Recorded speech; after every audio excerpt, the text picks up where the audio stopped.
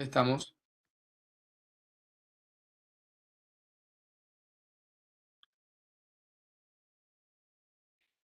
Em, no sé, Agustina, exactamente de cuál de los PDF. Ahora estoy, a ver, déjame ver si encuentro el PDF, así te lo contesto. A ver.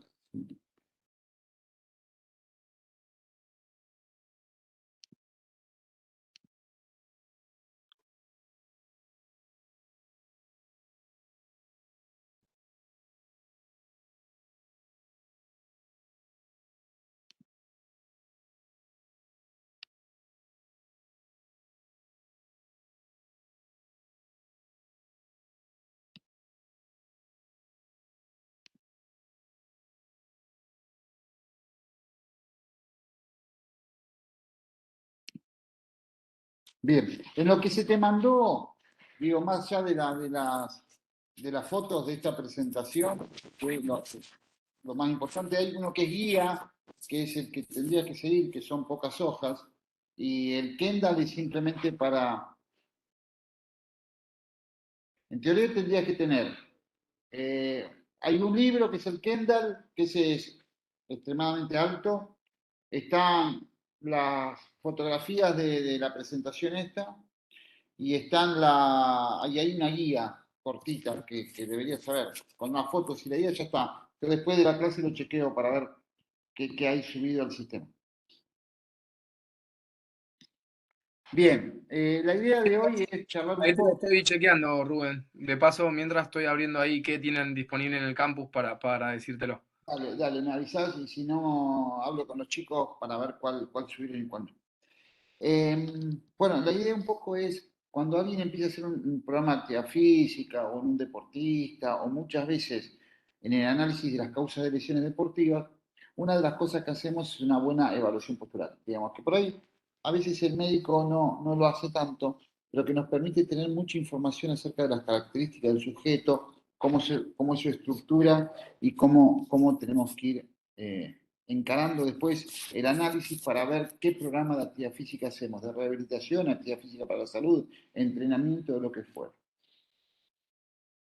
Digamos, el contexto de la evaluación postural en medicina del deporte es entender que nosotros tenemos un sistema motor formado por el sistema nervioso central y obviamente los músculos que ejecutan esa orden motora, el sistema nervioso central, cerebro, cerebelo, núcleos de la base, analizan de acuerdo a las necesidades, de acuerdo a lo que quieren lograr, de acuerdo a las características del sujeto, como está previamente al inicio del movimiento, generan lo que se llama un plan motor, digamos, una serie de circuitos neuronales que le ordenan a los músculos que trabajen de determinada manera y en función de eso se coordinan las fuerzas de esos músculos para la realización.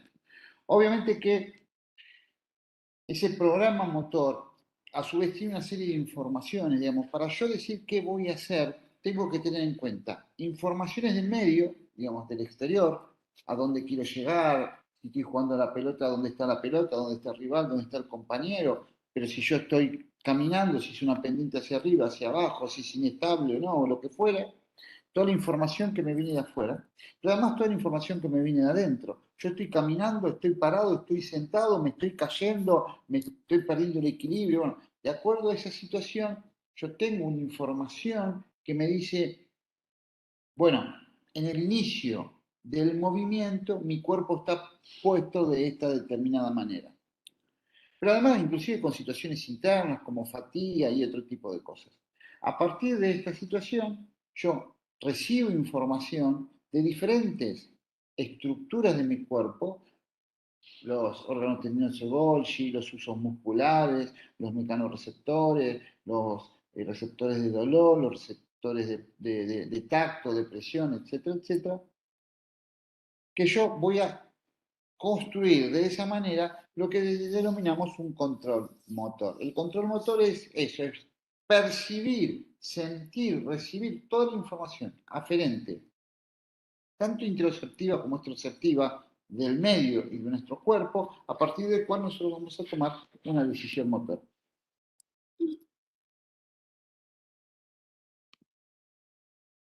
Bueno, tenemos diferentes estructuras como las articulaciones que van a servir desde el punto de vista estático para estabilizar y guiar los movimientos, pero también actúan a su vez los ligamentos como receptores. Si sufren presiones, tracciones, valgos, varos, bueno, la posición articular, el movimiento articular, la longitud muscular, hay una serie de parámetros que nuestro cuerpo tiene en cuenta a lo largo de generar los movimientos. Sabiendo además que una persona con una lesión, una enfermedad, una inflamación, sea reumática, sea ciúrico, sea un desgarro, sea un esguince, cualquier alteración del medio altera estos mecanismos de control, altera la información que mi sistema nervioso central está recibiendo de las características de esa articulación, de ese segmento, de ese individuo. En función de eso, cualquier enfermedad altera el control motor y por lo tanto lleva a las inestabilidades funcionales. Y lo que empieza a ver es que a partir de un problema, sea inflamatorio, sea degenerativo, sea neoplásico, sea traumático, empieza a generar alteraciones funcionales que terminan generando otros problemas a distancia. Por ejemplo, yo a partir de una inflamación de la rodilla termino teniendo una lumbalgia por un mal control de mis movimientos.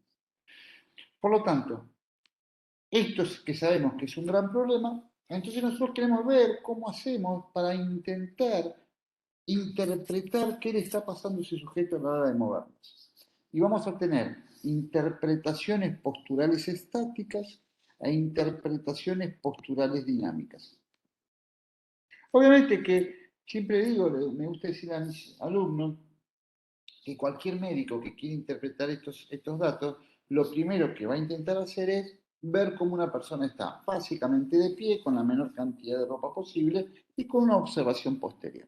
Yo a partir de esta observación posterior voy a empezar a tener información que me permita anticiparme a hechos. ¿Qué miro? Bueno, hay muchas cosas para mirar, pero yo puedo medir la altura de los hombros, la altura de las puntas de escápula, los hoyuelos sacros, la simetría.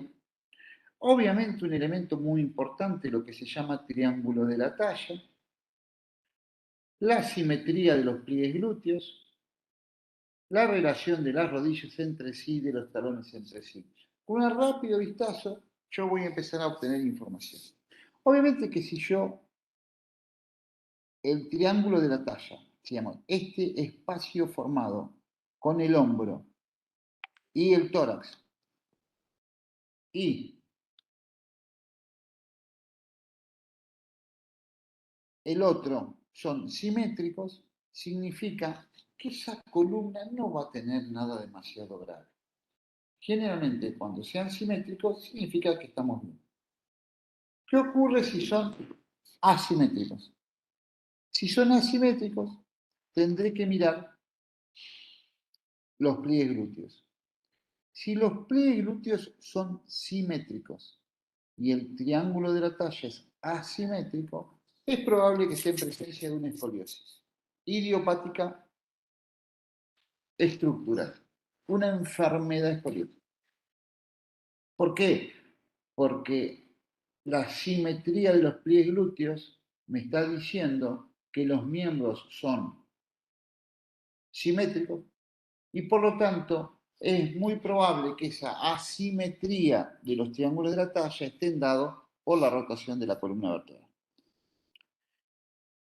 Si la asimetría de los triángulos de la talla va acompañada de una asimetría de los pliegues glúteos, es probable que esa escoliosis sea funcional y no estructural, porque es probable que sea compensatoria de la asimetría de los miembros. Pero obviamente todo a esto hay que hacerle una maniobra de Ames, que después vamos a ver, y obviamente un estudio radiográfico. La otra cosa que voy a mirar es las características de las escápulas. Las escápulas tienen que estar bien planas al tórax, no deben estar ni rotadas ni lateralizadas, porque eso me está hablando de una disquinesia escapular que en algunos movimientos denominados overhead, cuando la mano está por encima de la cabeza, puede generar la famosa tendinopatía de hombro. El otro elemento que voy a mirar es que las rodillas tienen que estar casi pegadas con los talones 4 centímetros de diferencia. Esa es la postura normal. Si los talones están más alejados, hablamos de rodilla valgo. Si los talones están más cerca y las rodillas alejadas, estamos hablando de rodilla vara, que también puede ser una patología en sí mismo o ser la base de tendinopatías, dolores de pie, diferentes dolores de los miembros inferiores. Obviamente, cuando vamos a los pies, si podemos, le miramos el apoyo plantar, pero si no, analizamos la forma del tendón de Aquiles. El tendón de Aquiles es perpendicular al piso. Si el tendón de Aquiles está lateralizado hacia adentro o hacia afuera, hablamos de valgo varo del retropié, que también es una patología en sí misma. Entonces, fíjese cómo una simple mirada obtenemos un montón de información.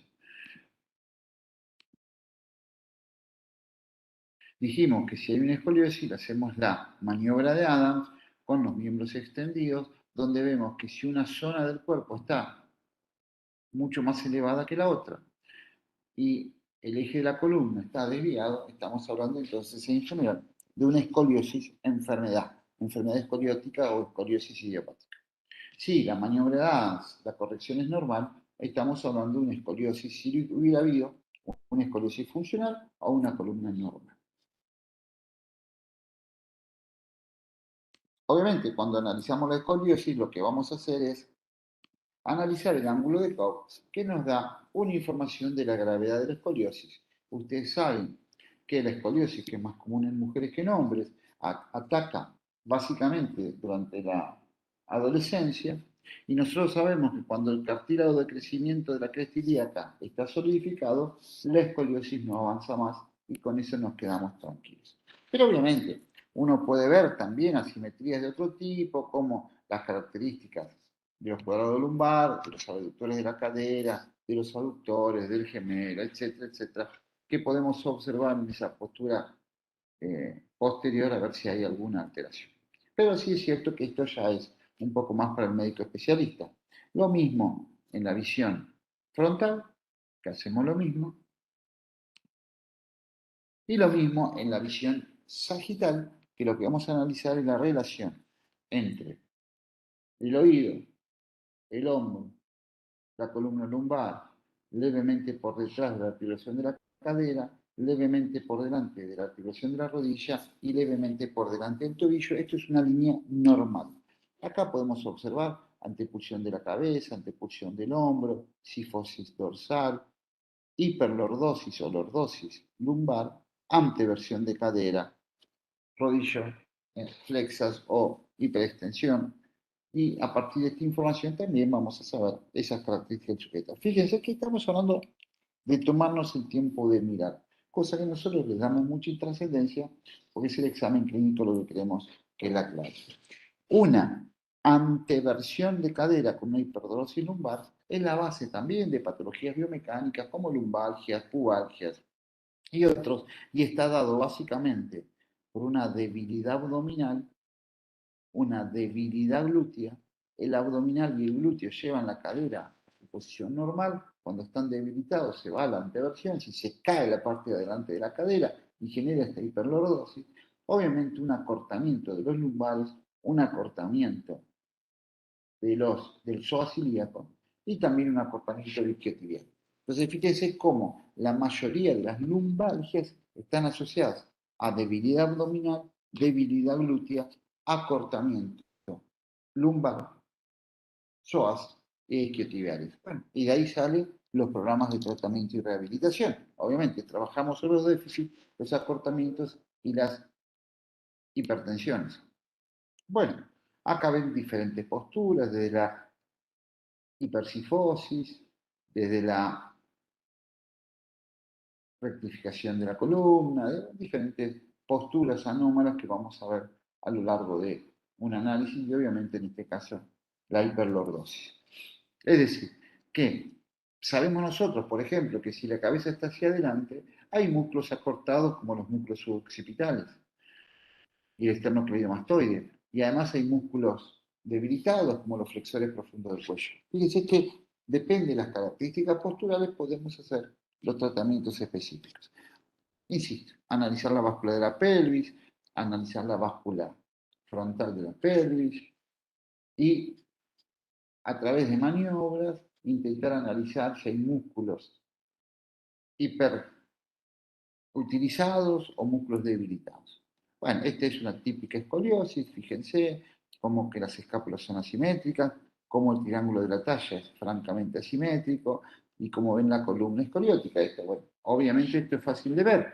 Lo que pasa es que cuando uno ve esto y después ve lo normal, uno se acostumbra a no verlo. Pero miren cómo está bien asimétrico el triángulo de la talla.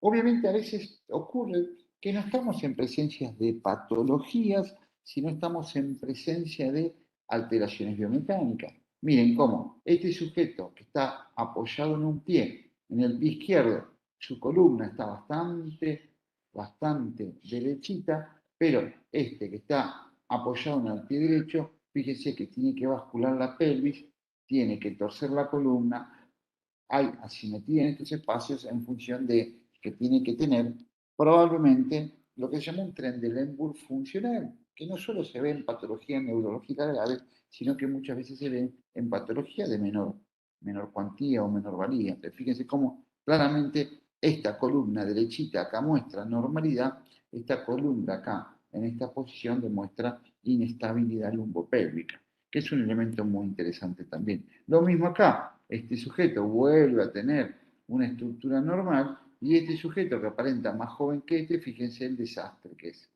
No puede sostener la pierna horizontal, la tiene que elevar por falta de fuerza, entonces se tira la cadera para adelante, hace flex esta rodilla, bueno, hace todo un desastre en función de esa falta de estabilidad que tiene.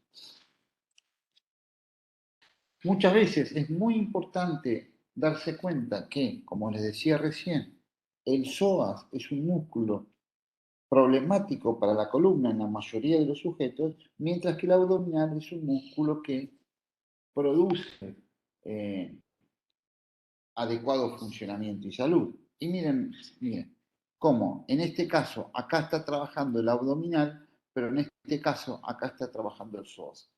Ambos son flexores de la cadera, lo que pasa es que el abdominal intenta acercar sus puntos de contracción de la apófisis hipoides al pubis, mientras que el psoas lo que intenta realmente elevar todo el cuerpo. En función de esto, lo que parece el mismo abdominal es un abdominal real contra un trabajo de psoas, que suele ser complicado para las personas que tienen alguna patología lumbar o dolores lumbares. Bueno, se puede evaluar la extensión de la columna, se puede evaluar la rotación en función de analizar la movilidad de los cuadros lumbares. Este hombro tiene que estar en la línea externa del muslo para considerarlo movilidad lateral normal y hay que alcanzar un cierto grado de extensión, fíjense, para considerarlo normal. Esta es una manera muy interesante, ¿por qué? Porque nos permite evaluar acortamiento de estos grupos musculares. Si cuando nosotros hacemos este movimiento, la rodilla está pegada a la camilla, pero el pie se eleva, decimos que es un acortamiento del cuádriceps. Si en la misma posición la rodilla se eleva, es un acortamiento del psoas. Pero si en la misma posición el pie rota hacia afuera, es un acortamiento del sarotorio. Entonces fíjense que con una única maniobra podemos analizar qué músculo está cortado. Y a veces esos músculos acortados son dolorosos, tienen cicatrices y nos dan información acerca de lo que está pasando. Otro músculo que muchas veces se acorta es el tensor de la fascia lata. Acá ven el test de Over, que es en esta posición el pie debería tocar a la camilla. Si se levanta es porque hay un tensor de la fascia lata acortado o contracturado. Con esto podemos analizar otro grupo muscular. Obviamente analizar si en las posiciones normales el pie tiene una rotación externa o está en su posición neutra normal. Podemos analizar si en una sentadilla hay valgo de rodilla o no, si hay valgo de rodilla en una postura bipodálica suele ser bastante severo. Si cuando van a la sentadilla profunda las rodillas se van para adentro, pero además no se puede mantener la estabilidad de la columna. Porque todas esas patologías repercuten sobre el funcionamiento rotuliano y cuando la rodilla no mantiene su eje hacia adelante normal y se va hacia adentro en valgo de rodilla, generalmente altera la relación entre la rótula y el fémur y eso produce patologías como el síndrome patelofemoral, ese dolor tan común en la mujer cuando baja escaleras, que siente como un ruido, que algo le roza y que habitualmente está relacionado con este mal funcionamiento de los abductores de la cadera, pero que gritan a través de la rodilla. Un valgo funcional de las rodillas y cuando en una estructura monopodálica la rodilla se va para adentro, cada cual lo compensa como pueda. Algunos, como decíamos, con el tensor de la fascia lata, otros, como decíamos, con la inflamación de la rodilla, otros con una lumbalgia, otros con una pubalgia, cada cual lo compensa como puede, pero son todos síntomas producidos por un mal comportamiento de la estabilidad de cadera. Obviamente, se pueden analizar otras cosas como la cifosis o la rectificación de la columna, la posición de la cabeza, como decía. Hay un montón de información que nosotros hacemos cuando los miramos y cuando los hacemos mover. Todas estas cosas ustedes las van a hacer en el laboratorio durante la semana para que creemos que es muy importante que se lleven esta experiencia práctica de la evaluación de un paciente. Bueno, obviamente otra patología, como decíamos, es la escápula lata o la disquinesia escapular, digamos, la falta de control de los aductores de la escápula, de la misma forma que en la cadera son los abductores de cadera, en la escápula son los aductores de la escápula. Cuando esto no se produce, obviamente el roce superior y sobre todo, como decía en los movimientos overhead, generan las famosas tendinopatías del manguito rotador, del supraespinoso, del bíceps, tan comunes también, no solo en deportistas, sino a todas las edades. Obviamente que, bueno, fíjense, una escápula relativamente normal y fíjense en esta escápula, cómo está totalmente abierta o esta escápula, cómo está totalmente rotada. Obviamente, con esta simple maniobra ya nos damos una idea. Si en esta chica encontramos un manguito rotador, sabemos cuál es la causa. Lo mismo que en este chico. Fíjense, ¿no? Cómo la escápula se mantiene firme o rota totalmente. Fíjense cómo el hombro alcanza una movilidad relativamente normal o un acortamiento muy marcado. Eso ya habla también de la salud del hombro. Fíjense cómo esta maniobra, haciendo como que extender los abdominales cuando flexiona la rodilla, miren algo bastante común que tiene que ver con el acortamiento de flexión de la cadera, en este caso muy comunes en el fútbol. ¿No? Esta es una buena maniobra, me está diciendo, che, los flexores de la cadera están acortados, el jugador de fútbol es habitualmente una persona flexa y por lo tanto esto le va a generar algún tipo de trastorno, patología o lesión y que tenemos que resolverlo. Bueno, el análisis en este caso, cuando los pies van hacia afuera, está la cadera rotando internamente, el análisis, fíjense, la simetría de la rotación de cadera, esto nos puede estar indicando o un síndrome piramidal, o un problema del psoas, o a un problema de los aductores, bueno, habrá que analizar el por qué tiene esa asimetría en la rotación de la cadera. Fíjense, la asimetría en los apoyos, qué diferente es este apoyo en la pierna derecha que este apoyo en la pierna izquierda. Como acá tenés una gran rotación, lo que marca que esta pierna izquierda, en este caso, venía de una cirugía de ligamento cruzado anterior, como todavía no está bien estable el apoyo de este paso. Bueno, volvemos a mostrar imágenes de la cadena posterior, de la cadena anterior, cómo está alterada, la rectificación de la estructura lumbar y la cifosis dorsal en un chico muy joven es parte de la misma problemática. Obviamente otras cosas que podemos hacer y que nos dan también mucha información tienen que ver con la flexibilidad, flexibilidad de isquiotibiales, flexibilidad de aductores, flexibilidad de cuádriceps, flexibilidad de psoas-ilíaco, como ya les mostré, también nos van dando una serie de información muy importante para entender en dónde está el problema y cómo lo tenemos que encarar.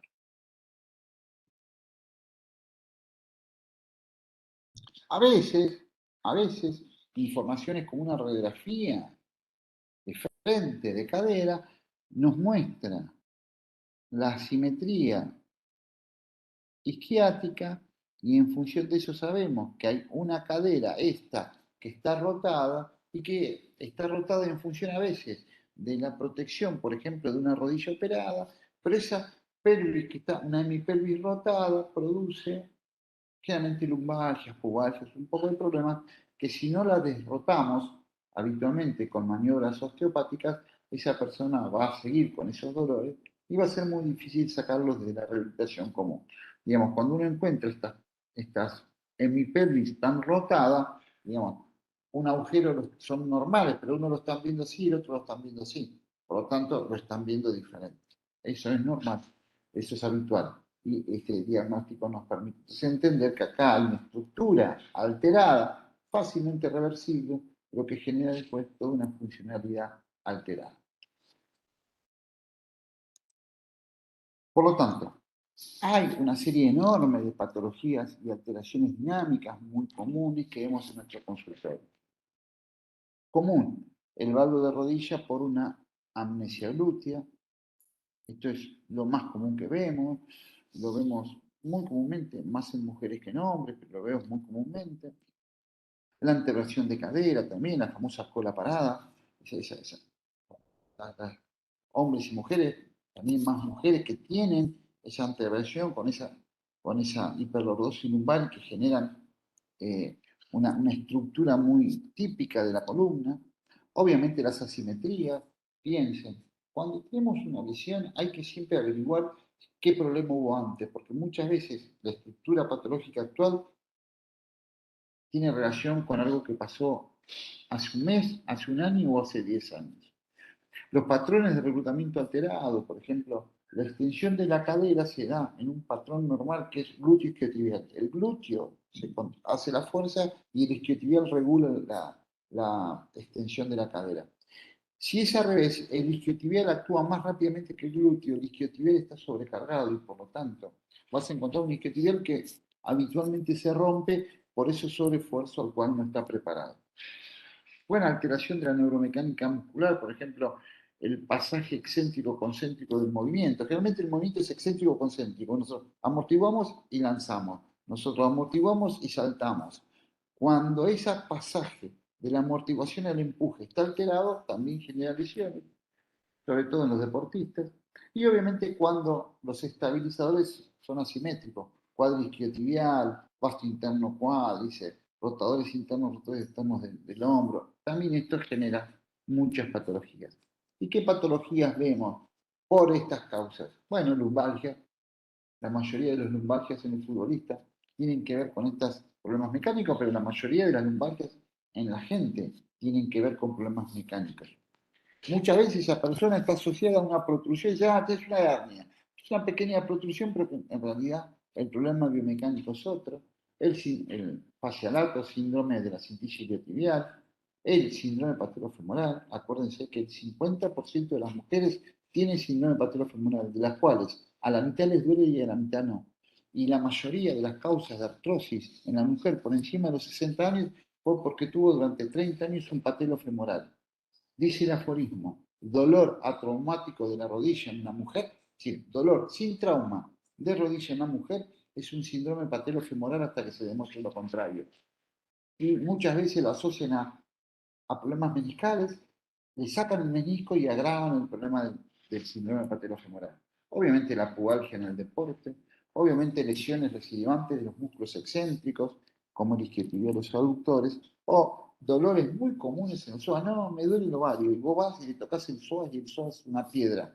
El psoas es un músculo muy difícil de abordar, es un músculo muy profundo y la maniobra a veces es muy dolorosa. Pero cuando uno detecta un problema del psoas, lo puede tratar con masajes específicos o lo puede tratar con relajación a partir de la tracción, la contracción de los antagonistas. Por ejemplo, la contracción del músculo transverso del abdomen genera relajación del psoas. Y de esa manera hay maniobras que uno puede trabajar para, para relajarlo, como puede ser también la flexibilidad del psoas. Y siempre decimos, nos gusta decir a nuestros pacientes, a nuestros alumnos, que nosotros siempre recomendamos 4 familias de ejercicios que nos dan salud lumbar. Los abdominales, las planchas, la elevación de pelvis y la cadena cinemática cerrada. Son 4 familias de ejercicios que nos dan a nosotros mucho, mucho beneficios, tanto en el deporte como en la rehabilitación y en la tercera edad. Donde hay diferentes formas de trabajarlo, desde el ejercicio básico, asimétrico, con rotación, con dispositivos inestables, de acuerdo a la velocidad, contra resistencia, contra el propio peso, contra bandas elásticas, un montón de formas de trabajarlo, y acá les quiero mostrar algunos. Como les decía, abdominales, con la diferencia que nosotros al abdominal lo hacemos con contracción del músculo transverso, es decir, aplanando la columna, con utilización del diafragma, es decir, inspirando y exhalando en forma abdominal, y con contracción del piso perineal. Por eso DPT, diafragma perineal transverso. Se puede hacer acostado, se puede hacer parado, se puede hacer sentado, se puede hacer con una gomita elástica en las rodillas para reclutar ese famoso glúteo medio que está amnésico en algunos casos, se puede hacer con palancas para que aumente la carga, con más palanca para que aumente más la carga, con peso para que aumente la carga, con rotaciones asimétricas, con rueditas dinámicas, con dispositivos inestables, puestos en diferentes partes del cuerpo, o con trabajo funcional. Acá tiene un paciente de 78 años haciendo DPT con banda elástica y tracción de goma elástica atrás. Fíjense cómo entonces podemos. Exactamente, esa es la idea. La idea es evitar acá el trabajo del psoas y relajarlo a partir del abdominal transverso. Este es un grupo de ejercicios. No quiero cansarlos mucho porque esto no es, pero es más como ejemplo que otra cosa. Las planchas, ¿no? Las famosas planchas, también nosotros lo hacemos con trabajo del recto, del transverso, del abdominal, del diafragma y del perineo, pero también fíjense, planchas laterales inestables, planchas con elevación de miembros y piernas en forma simétrica o asimétrica, planchas con rotación, planchas con más inestabilidad, plancha con doble inestabilidad, plancha con rotación, plancha con inestabilidad más elevación de los miembros, planchas laterales con rotación inestable, planchas con rotación e inestables extremos. Fíjense que obviamente habrá personas que solo hagan esta plancha y habrá deportistas que lleguen acá. De la misma forma que hay ancianos que hacen DPT sentado y hay otros que llegan acá. Sentadilla, la cadena cinemática cerrada, bipodálica, con la ayuda de la silla para los adultos mayores. Fíjense, inestables, con ayuda, inestables en bozo, de traslación lateral con goma elástica para glúteo medio, monopodálica, subida lateral al banco, lo que se llama sentadilla búlgara, sentadilla monopodálica inestable, con BOSU, inestable con TRX. Fíjense que también, cuarto ejercicio dijimos, el abdominal, la plancha, la elevación de pelvis y la sentadilla, y todo lo que podemos hacer relacionado con los saltos o pliometría, empezando por la amortiguación, siguiendo por el empuje y terminando con el ejercicio pliométrico de saltar y volver a saltar. Y sin esto terminas trabajando lo que yo le decía del ciclo de estiramiento-acortamiento o los usos musculares.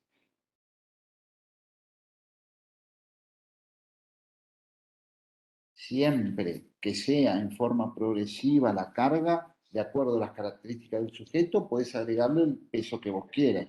El tema es que ese peso esté en condiciones de hacerlo. Obviamente que uno puede hacer, esto es como agregarle un peso, porque vas saltando de alto, es lo mismo, esto es como agregarle un peso.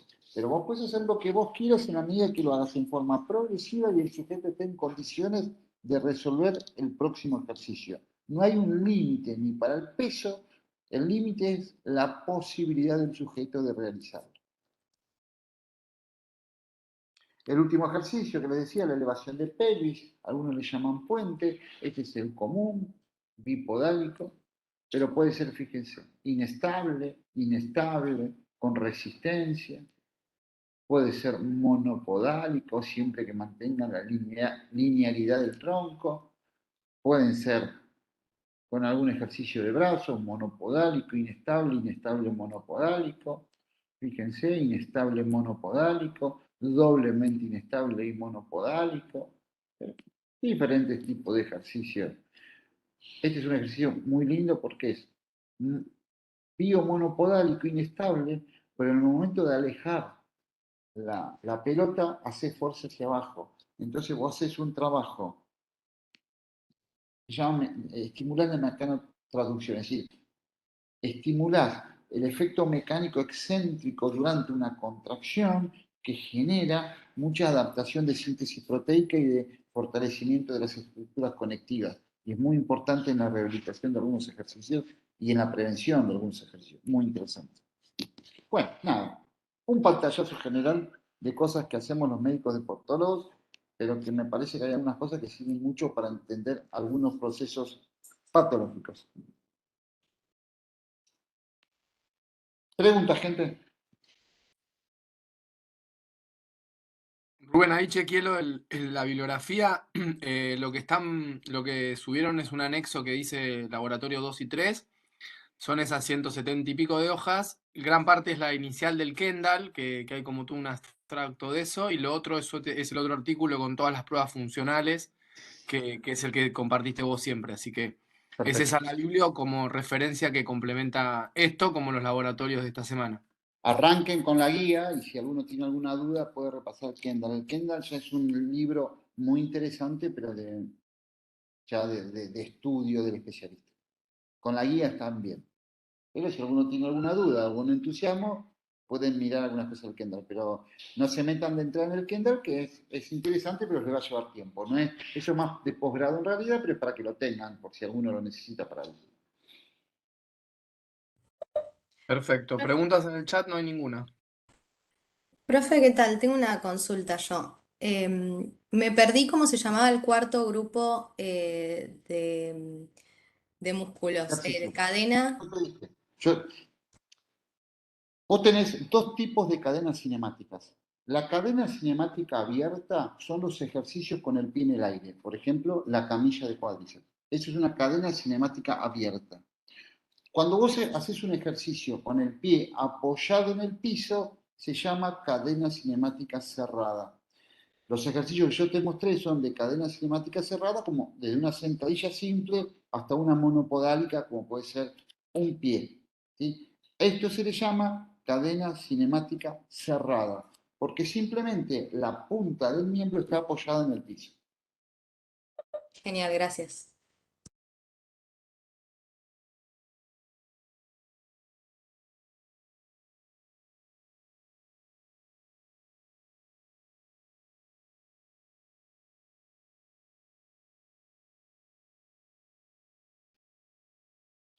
No, los materiales ya están quédense tranquilos que están.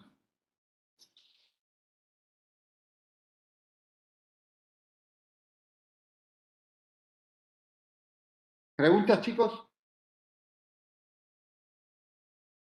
Hola, profesor. Disculpe que lo moleste. En una de las últimas diapositivas había un ejercicio como si fuera el puente de glúteos, pero combinado con una flexión de rodilla en TRX.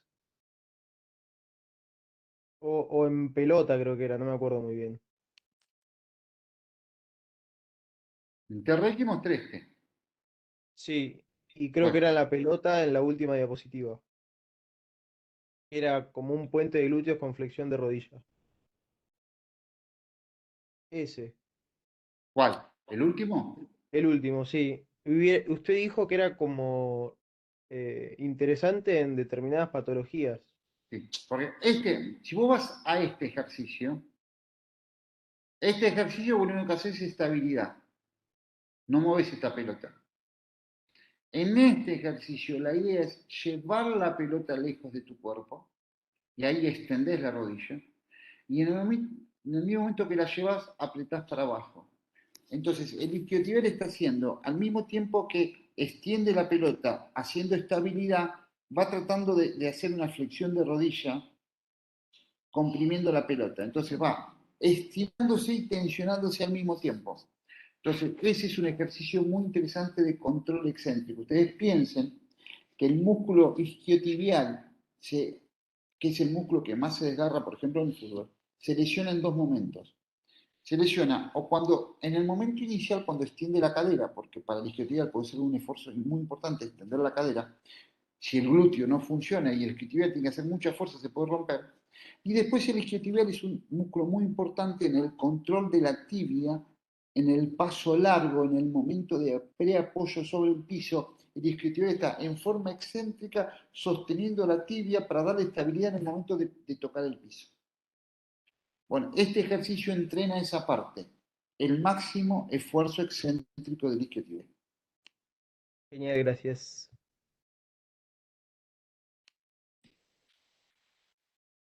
Profesor, ¿en las elevaciones de pelvis predomina el trabajo de isquiotibial o de glúteo? ¿En la aceleración del pelvis en qué momento? No, en general, en los ejercicios de elevación de pelvis. No, el ejercicio de elevación de pelvis depende de la posición. Cuanto más se abren las rodillas, más compromiso glúteo tenés. Y cuanto más se extienden las rodillas, más compromiso de isquiotibial tenés. Es decir, este es un ejercicio de glúteo, pero si yo este mismo lo hago con los pies más estirados, pasa a ser un ejercicio de isquiotibial. Ah, Depende de perfecto. la posición medido por electromiograma, es qué músculo se activa más. Está demostrado que cuanto más abrís las rodillas, más glúteo. Y cuanto más estirás las rodillas, más isquiotibial. En forma muy importante. ¿Eh? Buenísimo, profe, gracias. No, de nada.